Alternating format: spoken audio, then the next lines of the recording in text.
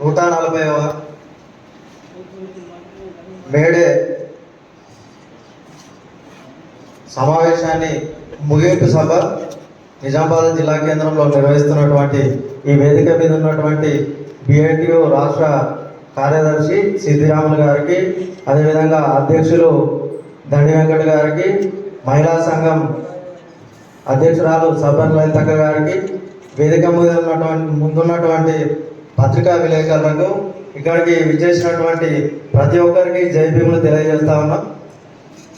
నేను ఒకటే అంటే జనరల్గా మనం ఏమనుకుంటా ఉంటున్నాం అంటే మా జోలికైతే ఎవరు రారు, మేము ఎవరి జోలికి పోమని చెప్పేసి మనం జనరల్గా అనుకుంటా ఉంటాం.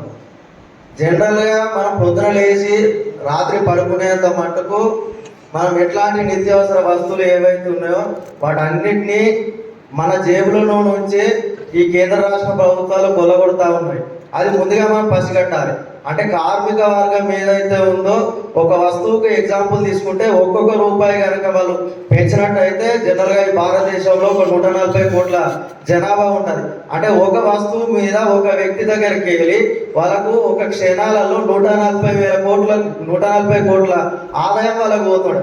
అంటే నేనైతే ఎవరు జోలుకు పోనానంటే పెన్ను ధర పెరిగింది కదా, విద్యార్థులది బుక్కుల ధరలు పెరిగినాయి కదా, ఉప్పుల ధరలు పెరిగినాయి కదా, పప్పుల ధరలు పెరిగినాయి కదా, మరి అట్లాంటప్పుడు నా జోలికైతే ఎవరు రాలేదు అని చెప్పేసి మనం ఎందుకు అనుకుంటాం? మనకు తెలియకుండానే మన జోలికి చాలా మంది వచ్చేటువంటి పరిస్థితి ఉంటుంది.